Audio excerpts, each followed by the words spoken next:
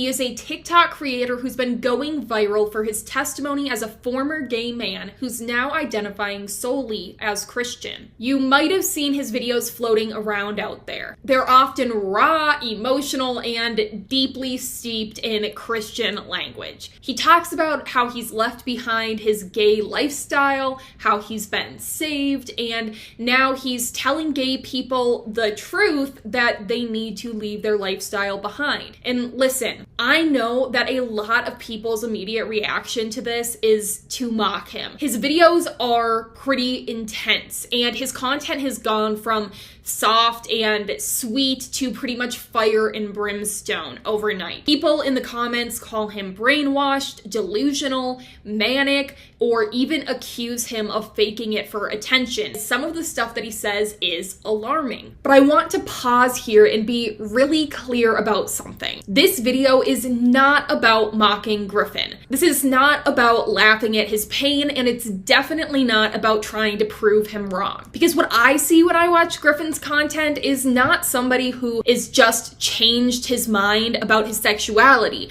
I see somebody who's trying, maybe desperately, to reconcile parts of himself that his theology have taught him to hate. And I've been there, maybe not in the exact same way, but I do know what it's like to feel terrified that some part of you or something deep inside of you is just incompatible with God. I know what it's like to cling to scripture like a lifeline while quietly unraveling on the inside. I know firsthand what it's like to try to fix yourself for God over and over again so that God will love you more, or that you'll finally be able to love yourself. And while I disagree at the end of the day with Griffin's theology deeply, I don't think that mocking him helps. In fact, I think it just reinforces the same cycle of shame and defensiveness that so many people already experience inside the church. And in Griffin's case, it seems to be feeding something else, this kind of faith spiral that doesn't really look like freedom or peace or joy. It looks like desperation and fear. So in this video, I want to take a close look at Griffin's journey, not to tear him down,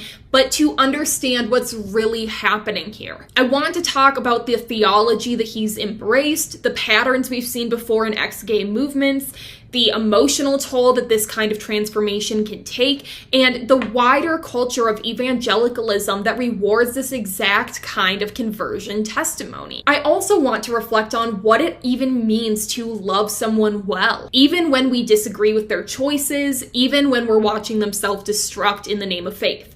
Because if we, as ex-evangelicals, claim to have learned anything from leaving the